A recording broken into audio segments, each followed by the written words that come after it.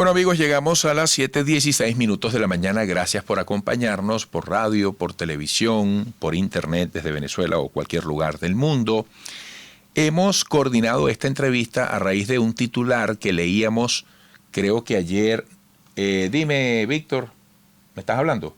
Dime. Ok, por favor la seña con claridad porque si no, no entiendo.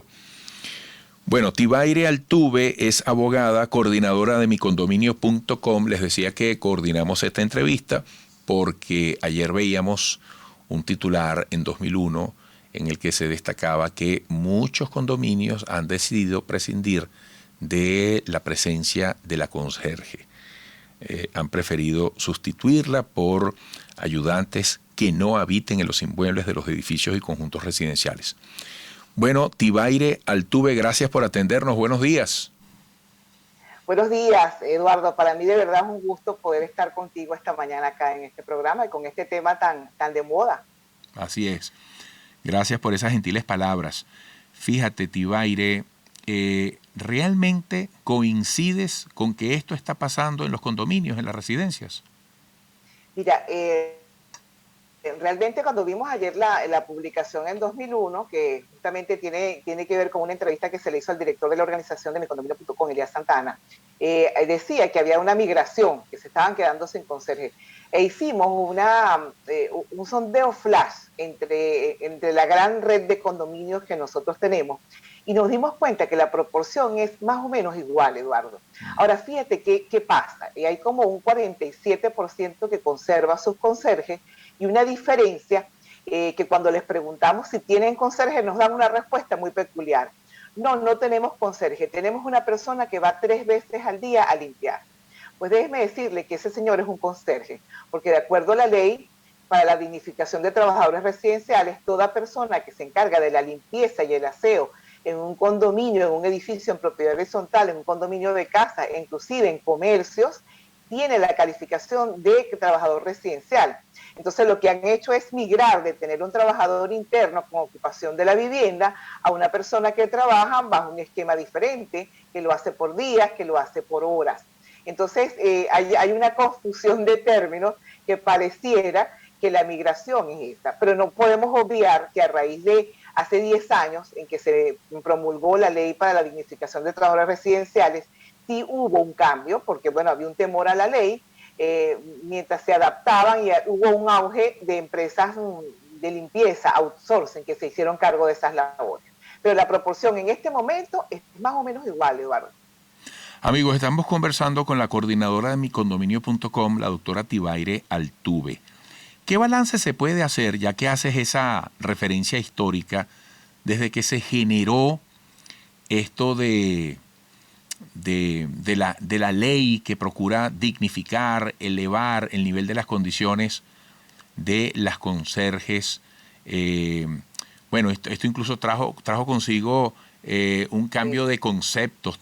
¿Cómo es que se le dice? Trabajadoras residenciales, ¿no es que se le dice? Trabajadoras residenciales, yo sigo diciendo conserje porque es un término internacional. La OIT lo tiene como una calificación de sus trabajos y tiene una descripción exacta. Y entonces, bueno, yo sigo utilizando ese término, sí, yo pero también. Lo que dijo la ley fue trabajadores residenciales y bueno, eso es lo que se estableció.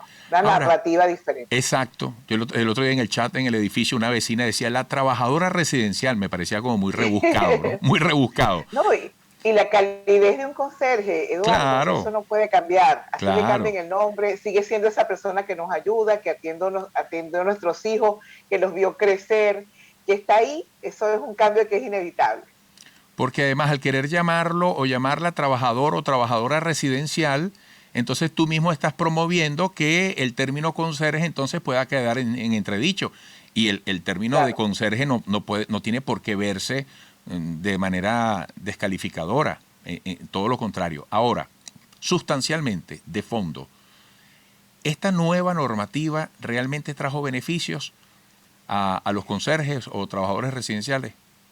Ok, mira, haciendo un balance, así como tú dices, en 10 años muy rápido, realmente reubicó algunas cosas que era necesario ubicar. Por ejemplo, determinar cuál era la función que realmente hacía un conserje y sacar de esas funciones una cantidad de actividades que no se justificaban. yo creo que la función de la atención al inmueble debió haberse quedado, no haberla quitado. Porque realmente, atención al inmueble, me explico, es la persona que nos recibe las llaves, que recibe correspondencia, que de alguna manera está ahí la tarjeta de presentación. Esta función que identifica a los conserjes en otra parte del mundo, en nuestro país fue eliminada, dejándolo solamente al término de aseo y limpieza. Y yo siento que esa circunscripción le quitó muchas posibilidades de crecer y profesionalizarse. Pero también eliminó una cantidad de tareas que no le correspondían a los conserjes y que era justo hacerlo. Desde el punto de vista de las tareas es así. Una de las ventajas que yo creo que hay que atribuirle a la ley es que determinó claramente que la vivienda del conserje solamente tendría lugar con motivo de la relación laboral y espantó ese fantasma que existía de que los conserjes iban a quedarse con las viviendas. Eso nunca fue cierto, nunca fue el planteamiento que hicieron los trabajadores residenciales o los conserjes, y la ley lo dejó bien claro. Pero hubo muchos beneficios hubo muchas ofertas, por decirlo, anuncios que se hicieron que aún están en mora. Por ejemplo, como el establecimiento de una dependencia que pudiera darle protección y garantía a las conserjes. Quedó en ser desarrollado y en 10 años no lo tenemos. No se les hizo, se les prometió la posibilidad de tener vivienda propia, que era una de las cosas que más anhelaba este sector, y realmente a la fecha pues fue una de las promesas, por decirlo así, de esta manera, que no lo hace. Ahora, el resto... Pero ya va, pero esa promesa de vivienda propia para los conserjes, ¿quién la tiene que cumplir? El gobierno. Ah, Sí. pero es que... Sí. Pero que el gobierno en algún modo se compromete a darle vivienda a los conserjes. Crea un capítulo de protección especial. ¿Dónde está eso? ¿Dónde está eso? En la Ley para la Dignificación de Trabajadores Residenciales, en sus últimos capítulos, habla de la necesidad de que estos trabajadores tengan una vivienda digna, porque uno de los temas que tenemos con los conserjes es la vivienda, Eduardo. Tú sabes que una persona puede pasar 30 años prestando servicios, y claro, si no tomó las previsiones hace mucho tiempo, en este momento va a ser muy difícil que pueda tener una vivienda. Claro. Lo que ocurre es que la salida de ellos es mucho más traumática, mucho más difícil y mucho más complicada. Y si tú te pones a ver, Eduardo, en este momento la vivienda es un elemento fundamental para que una persona ocupe una conserjería. Porque ya el salario no es un tema atractivo, que tú puedes decir, oye, ganas un buen salario, sino el concepto fundamental por el cual permanece es por la vivienda. Entonces se generan una cantidad de imponderables a partir de ahí que sería muy interesante poder analizar en profundidad. Tú has dicho, Tibaire, y me llamó la atención que no se han presentado problemas, eso entendí, que no ha sido problema el escenario posible de que un conserje, alegando que necesita de su vivienda, que no tiene a dónde irse, se aferre a su puesto de trabajo y no acceda, por ejemplo, a un llamado del condominio a que cese sus funciones. ¿Esos conflictos no son comunes? Sí son comunes, pero la ley trae la solución, Eduardo. O sea, realmente la ley en eso ha sido muy claro, y cuando una relación de trabajo termina, justamente se le da un periodo para que él pueda hacer entrega de la vivienda, un periodo mínimo de 90 días, son 3 meses para que lo haga, una vez que hayan sido totalmente canceladas las prestaciones sociales. Esto significa que la vivienda es como una suerte de garantía de que le van a ser cumplidas y satisfechas el pago de todas sus prestaciones sociales y sus beneficios. Una vez que se cancela, hay 3 meses. En el caso de que voluntariamente él no lo haga, pues esto pasaría a la jurisdicción laboral, que sería la encargada de resolver esa entrega de la vivienda.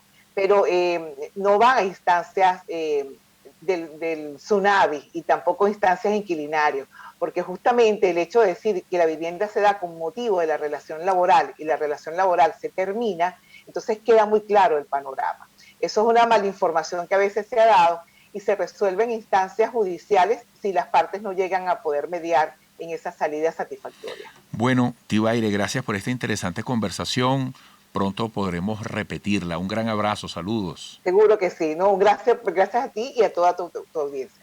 Tibaire Altuve, amigos, es abogada coordinadora de micondominio.com. Volveremos, quédense allí, por favor.